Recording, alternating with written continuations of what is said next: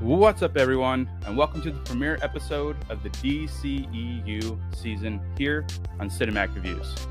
As always, I'll be your host, Chris, and this is the show about all things movies and TV. Every week, I give my thoughts on the newest releases, beloved franchises, and even upcoming projects like Star Wars and Marvel. You can, of course, support the show by giving it a rating/review on your favorite podcast service, as well as follow the show on all of its social media pages. I really do appreciate all the support out there from you guys. Today, we kick off our journey into the DCEU with Zack Snyder's Man of Steel, which stars Henry Cavill, Amy Adams, Michael Shannon, Diane Lane, Kevin Costner, and Russell Crowe as Jor-El. I'm really excited to share not only my thoughts on Man of Steel, but the DCEU as a whole. I've always been a huge DC Comics fan, and I still am today, even with the hot mess that is the DCEU right now. But first, let's talk about some Man of Steel facts.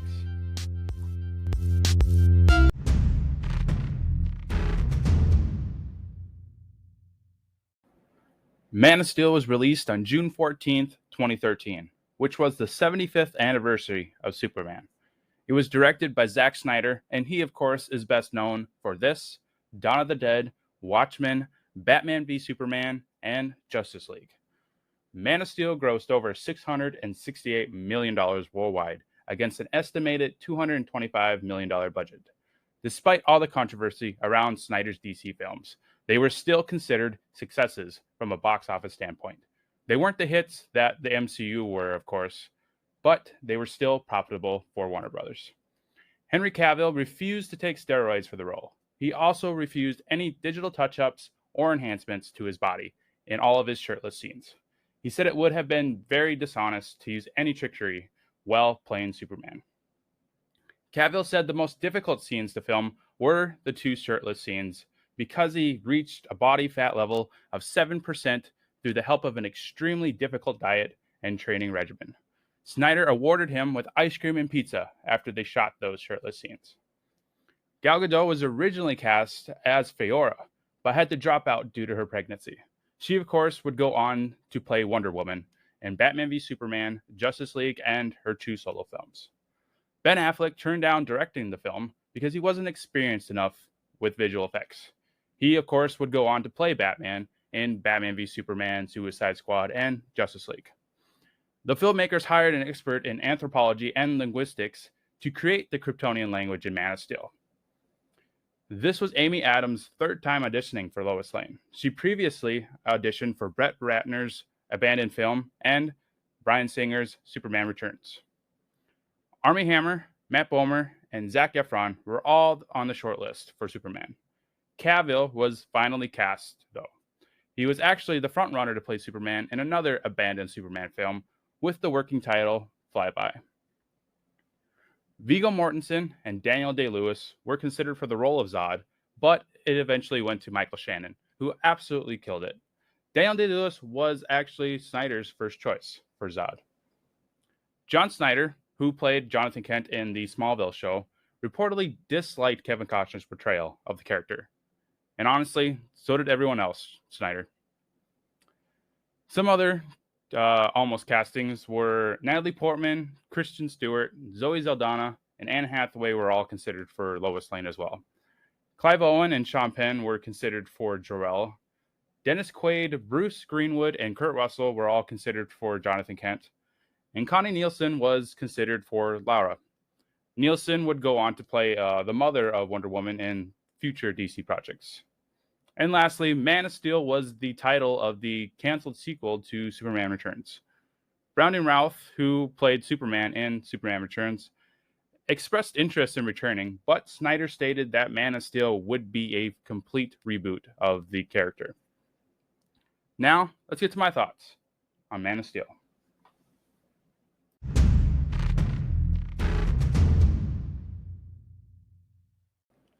Man of Steel was one of the few films that I saw twice opening weekend.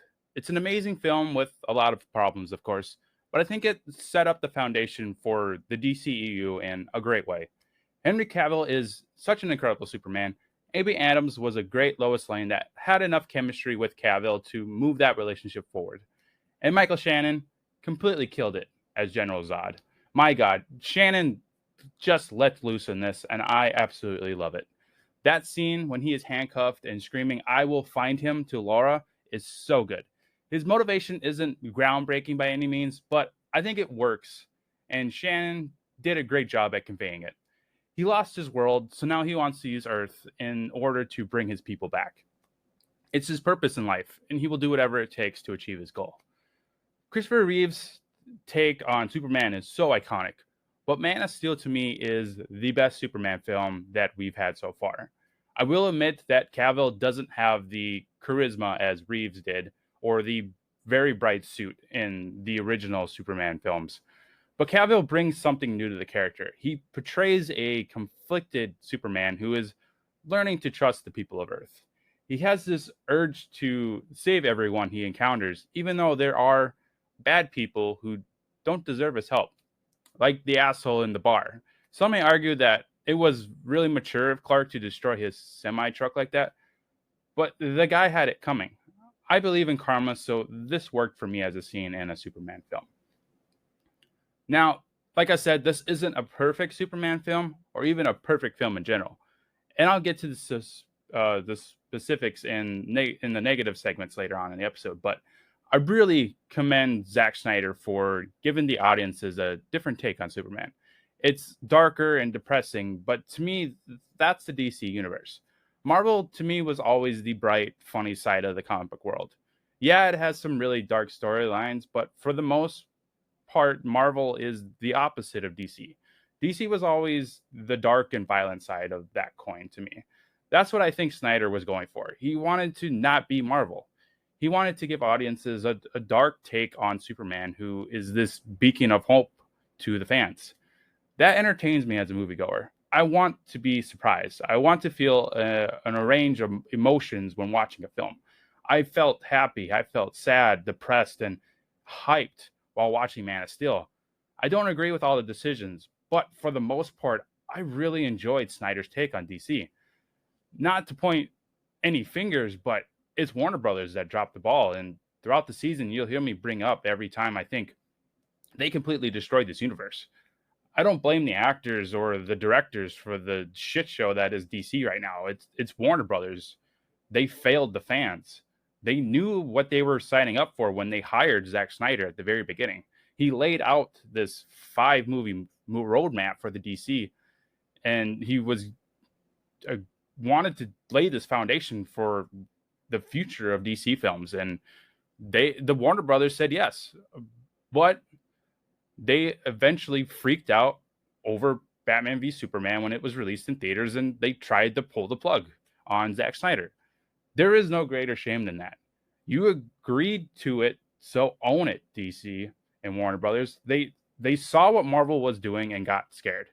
They should have backed Zack Snyder even harder and let him finish his 5-movie arc.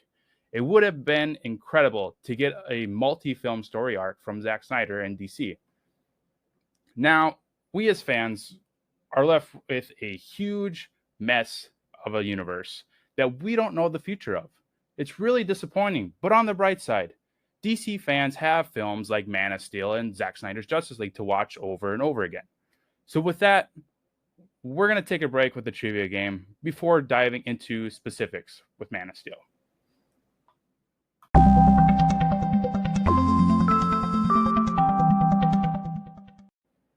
For any new listeners out there, this is the part of the show where we take a break and we pull up the Popcorn Trivia app and take a fun 10-question trivia game about the film.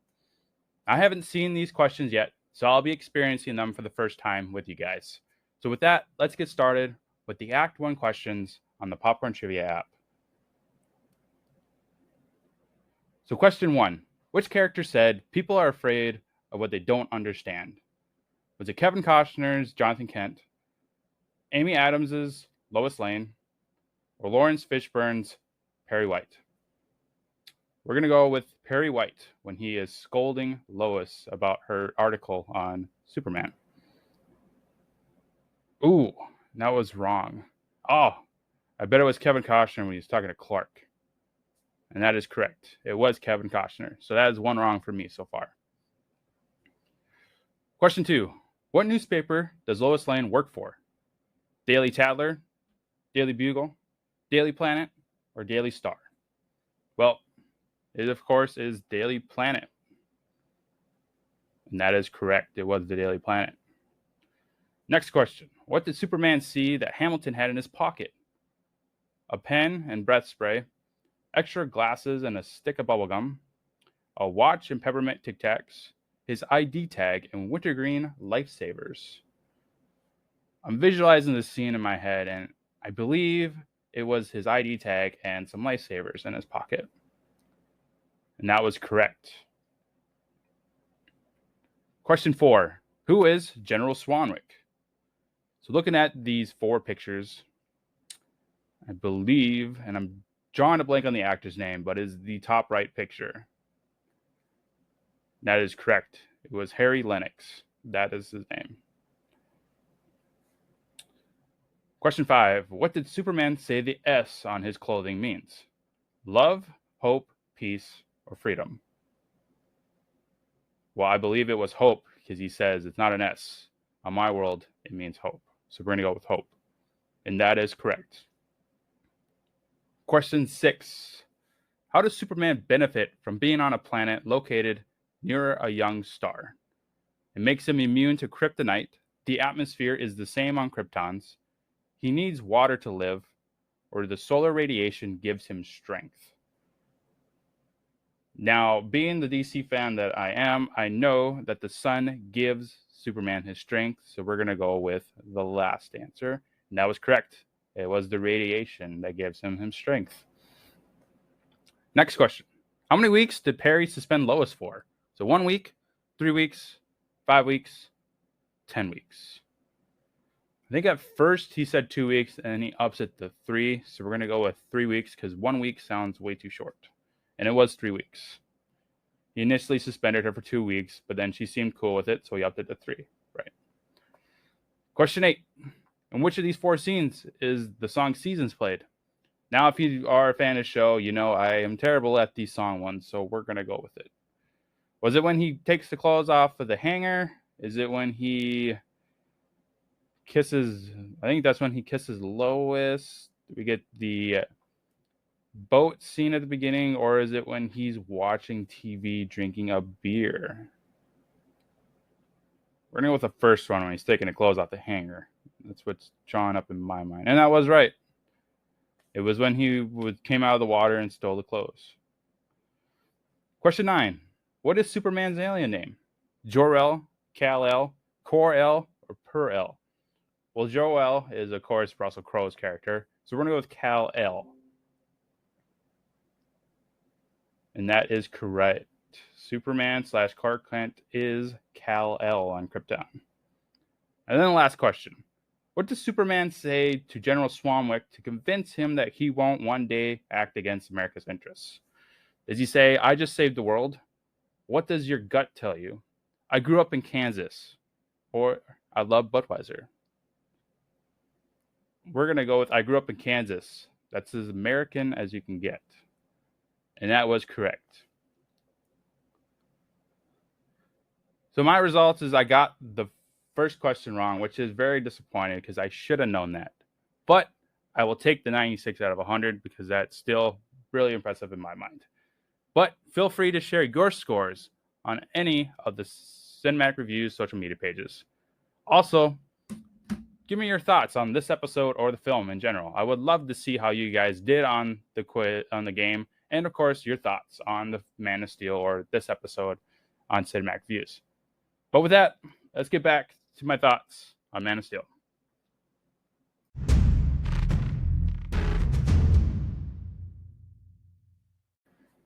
All right, let's get to some fun segments. First up, let's talk standout scenes. Jor-El fighting Zod on Krypton. I love all the action sequences in Man of Steel, especially this hand-to-hand combat match, like between Russell Crowe and Michael Shannon's Zod. Russell Crowe is such a badass, and I really enjoy his take on Jor-El. He did an incredible job at being a father figure to Cavill's Kal-El. And again, Shannon's Zod is one of the best comic book movie villains ever. He's so menacing in every scene that he's in. I would have loved to see him pop up in future films, but of course, he had to die at the end. He was just way out of control. Next, we have young Clark saving his classmates during the bus crash. This gave me serious Smallville vibes, if you were ever a fan of the show like I was. I think this was a great scene to watch Clark use his powers and show how much he really cares about people, even though people like dickhead Pete Ross, who are just assholes to him. Next is Clark flying for the first time. This is probably my favorite scene in the whole film. Cavill looks incredible in the suit, and the music, goddamn, Hans Zimmer does such a great job at making a scene so incredible through the score. It's one of my favorite movie scores of all time. Next, Zod makes contact with Earth. I'm probably in the minority, but I enjoy the way he makes his presence known to Earth. It's really menacing to take over everyone's TV and phones in order to deliver this threat of destruction. I think the scene really worked, especially in today's age where we're all so attached to our computers, our TVs, our phones. Like, this is how an alien invasion gets the people of Earth's attention. You attack something that they absolutely love. Then Superman surrenders to Earth. I remember this being the very first image of Cavill as Superman that they released. Him walking down the hallway in handcuffs is such an incredible shot. Him talking to Swanwick through the two-way mirror was such a baller move and a great way to show off Superman's X-rays ability. It's so cool. Next, we have Zod messing with Superman's mind. This wasn't the best executed sequence, but I still really enjoyed it, the visuals of it. Superman being smothered by the pile of skulls is a crazy shot that I always love. The scene wasn't set up as well as it could have been. I needed some kind of hint that Zod was in his mind, whether it was a head device or some kind of Kryptonian tool to show that his mind was being messed with by Zod. There is a lot of scenes in the film that need that sort of clarification, and this is one of them. I was honestly confused with the scene when I first saw it in theaters, but eventually I realized, oh, that whole sequence was in Superman's head, but it took multiple viewings to do that, and that's kind of poor writing, if you ask me. If it takes multiple viewings to understand a simple plot point as this. And then Clark saving Lois in the pod. I think this was just a great action sequence. Him pushing the pod forward and her flying out as he did that was such an incredible sequence. It's what's better than Superman saving Lois. It's what fans loved about the original Christopher Reeve Superman, is they did such a great job at Superman saving Lois because they have such this connection through not only the comics but in every Superman project. It's like these two are the core of the movie, and it's so fun to watch Superman save Lois every time. Then we get to the Smallville fight. This is probably my second favorite sequence next to Clark flying for the first time. I love all the choreography in it. Snyder using Superman's floating ability during fights was such an excellent choice. This fight in Smallville is why Man of Steel stand out to me when talking comic book movies fights. It's just so well done. Clark stopping the World Engine. This was a really get hype moment for me. The visuals are so cool, and I love that they actually placed Christopher Reeves' face onto Cavill during that sequence as a homage to him. It was such a cool effect. Then we have the final fight with Zod. This is another incredible action sequence where I love all the choreography in it. It's just so cool visually. Now, I know there are a lot of controversy around Superman killing Zod at the end of the fight. I, myself, agree with the decision to kill him off. I get why people are angry with it, but I think it works because Zod was not going to stop. He was going to kill everyone on Earth, starting with that family that he was trying to laser beam to death in I guess it was the train station or whatever that was. If Superman didn't break his neck, that family would have died. And then eventually the entire world. This was Clark's first experience of becoming a hero. This was a learning moment and created room for character growth in future installments. I know it's not the best executed way to do characterization, but I understand what Snyder was going for. Superman had no choice. He had to kill Zod in order to save Earth. There was no getting around it. And then finally, Jonathan watching young Clark in a red cape. This is the only scene that I love Jonathan Kent in, honestly. He saw Clark for the hero that he will become early on in life. He saw the potential in Clark. He reminds me of a lot of John Snyder's take on Jonathan in this scene, who I think was the best take on Jonathan Kent. I was never a huge fan of Costner's take on the character. The next segment is favorite quotes. First up, we have General Zod. I will find him. Again, this was a great monologue that was delivered incredibly well by Michael Shannon. I always loved watching this scene. It showed how menacing and deranged Zod really is. Next, we have Jor-El. You will give the people of Earth an ideal to strive towards. They will race behind you. They will stumble. They will fall. But in time, they will join you in the sun, Cal. In time, you will help them accomplish wonders. I absolutely love this speech from Jor-El to Cal while he is learning to fly. Russell Crowe kills it as Jor-El. I really enjoy this take on the iconic character, and it's a shame that he hasn't gotten another go at it. He's in Justice League for a brief moment, I believe, but that's it other than Man of Steel. He's one of the best parts of the film, and not just the film, but the DCEU.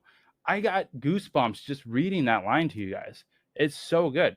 They did such a great job with Jor-El, and I really wish we gotten more of them. Then we get the priest saying, sometimes you have to take a leap of faith first. The trust part comes later.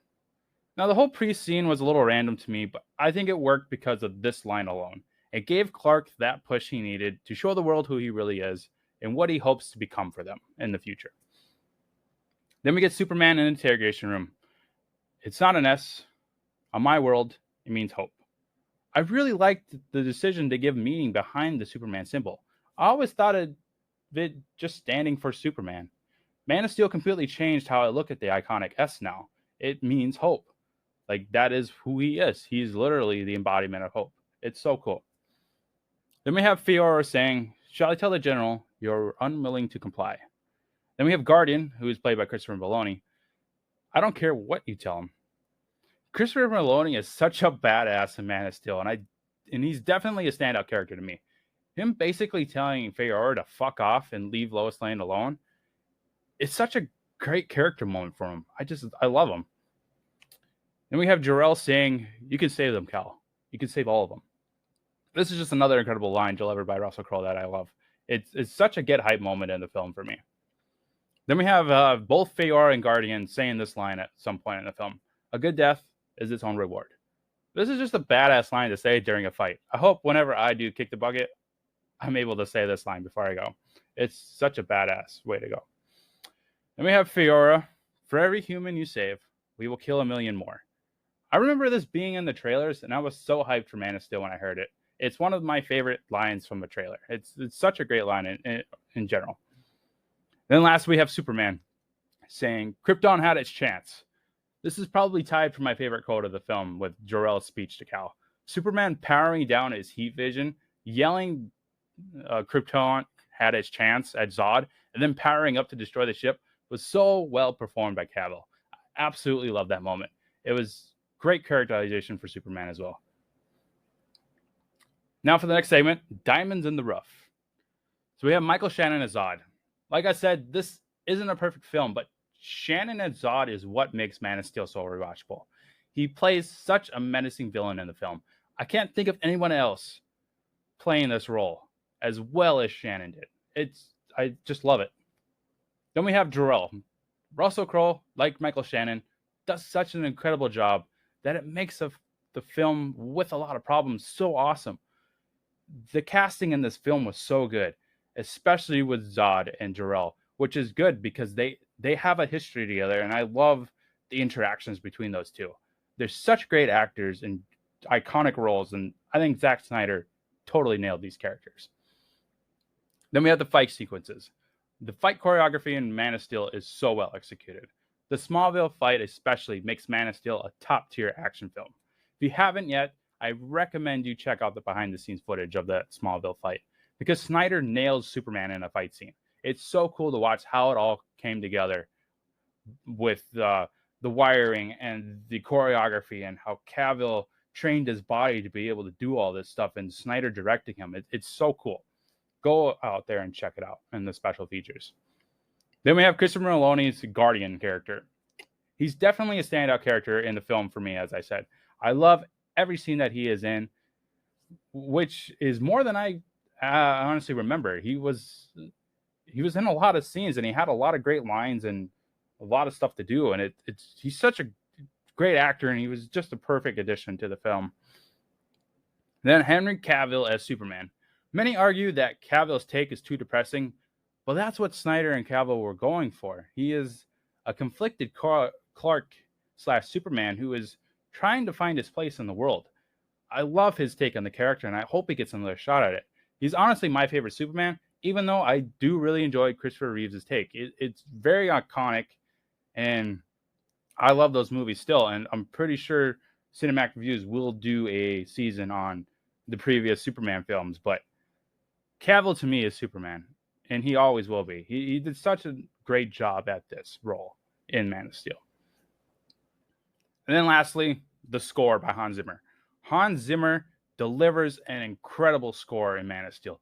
Every music cue hits for me, especially that first flying scene. Every get hype moment hits harder because of the score. It's the best part in the film for sure. Kudos to Hans Zimmer for just letting it rip on a Superman movie. And then lastly, we come to the negatives of the episode. So first up is Kevin Costner's Jonathan Kent. Now, I don't entirely blame Costner for this take on Jonathan Kent. I shift the blame more towards Snyder and the writers. It is a terrible take on the character that just doesn't work for me, especially his death scene. No son would stand there and let his father be sucked up into a freaking tornado, even when he is fucking Superman. Also, his mentoring scenes weren't well done. I think the film would have been much stronger if Jor-El was his only mentor in becoming Superman. They probably could have just had a couple of flashbacks with Jonathan Kent, not this bigger role that Costner played. It should have been a small role through flashbacks, and then let Jor-El take the lead on the mentor part. Russell Crowe scenes were 10 times better than Costner's, and it's because of the writing. Jor-El was just a better written character who leaves a bigger impact on the audience. And yeah, part of it is because Russell Crowe's portrayal of it. But Costner is a great actor as well, and I don't understand why they dropped the ball on Jonathan Kent so hard. Jonathan didn't make any sense with his back and forth advice. One scene, he tells Clark that he should hide who he is, which is understandable. He's a father and he's afraid of him. But then the very next scene, he's telling him that he will do great things for the world. It just doesn't work. The back and forth, you can't have it. You need a solid path for a character like that. The writers needed to pick a path for the character and stick with it. The Jonathan character was just a mess, plain and simple in the film. And it's really disappointing. Because in Smallville, John Snyder killed it as Jonathan Kent. He was such a monumental part of Clark's life. And yeah, Jor-El did show up in the show, spoilers. But in that one, Jonathan Kent was his mentor. He helped him become Superman. And in this movie, Jor-El was that part. And they should have leaned harder on Russell Crowe instead of this back and forth between the two. They just dropped the ball, plain and simple. Next is the runtime. The film is a tad bit too long. I'll admit that, even though I love it so much. The beginning sequence on Krypton could have been cut. And I think taking out some of those flashbacks, like I said, Jonathan Kent specifically, would have helped the film move along smoother. I wasn't bored at any means. I think it could have been a much tighter film if they would have trimmed it a bit. And then the color of the suit. I love the overall design of Superman's suit. I just think it could have had a brighter color palette to it, like in the Christopher Reeves' movies. Batman v Superman attempts to brighten his suit up a bit, but it's still a very dull suit from a color standpoint. And then lastly, Clark's secret identity. If you actually break down the film, Clark's secret identity isn't much of a secret. He saves everyone in the film without hiding his face. People would know who Superman is once he shows himself to the world. especially the people of Smallville.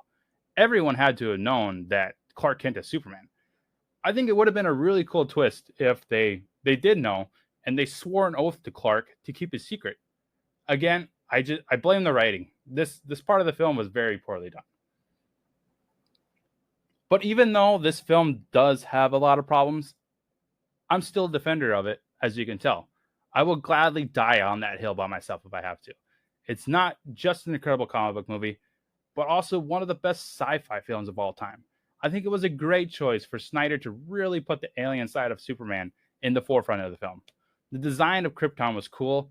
All the suits were great, even though I think the color pattern of Superman's could have been a bit brighter. And the technology of the Kryptonians were so awesome. The breathers were a cool tool, and the effects of the Kryptonian guns were awesome. I absolutely love the Iron Man moment that Jor-El had at the beginning of the film, right before he was about to fight Zod. It's cool. Man of Steel is an awesome start to the DCEU, and I'm really excited for this season. I also have a lot of fun watching Batman v Superman every time, so I'm especially excited for next week's episode. This universe had such great potential under Zack Snyder, and it's very disappointing that it all went to shit a couple movies in, especially after Batman v Superman. I've always been a huge DC Comics fan, so I'm really let down when I noticed that the ship was going down after that opening weekend. But to be honest, the Ultimate Edition of Batman v Superman did save it for me, because I was one of those. I was really disappointed with the opening weekend of Batman v Superman because it was so confusing and it was such a mess. And I'll get into this more next week. But the Ultimate Edition, which is why I'm doing that version instead of the theatrical, is because that is more of a coherent film overall, and it's 10 times better than the crap they released the opening weekend. But that is a discussion for next week, and I'm super excited for it. But to end today's episode, let's talk about the DCEU rankings here on Cinematic Reviews.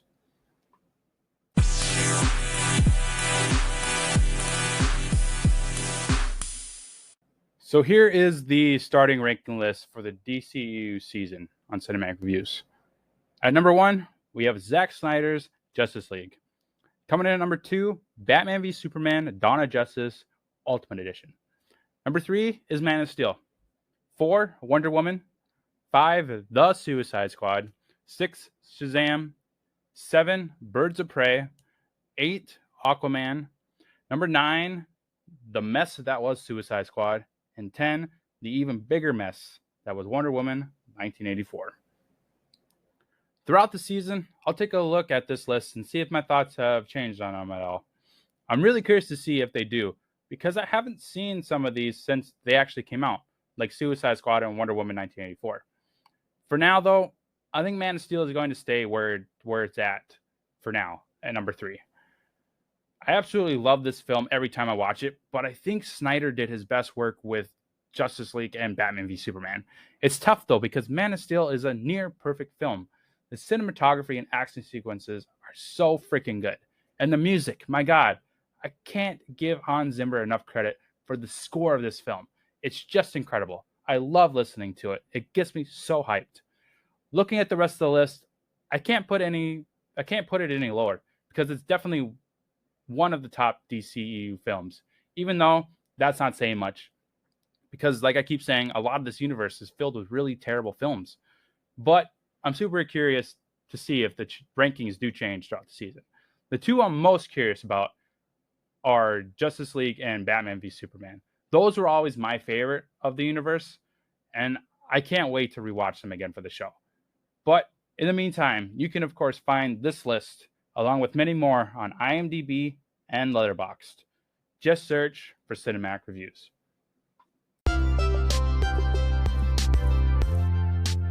Well, that'll do it for the premiere episode of the DCEU season here on Cinematic Reviews.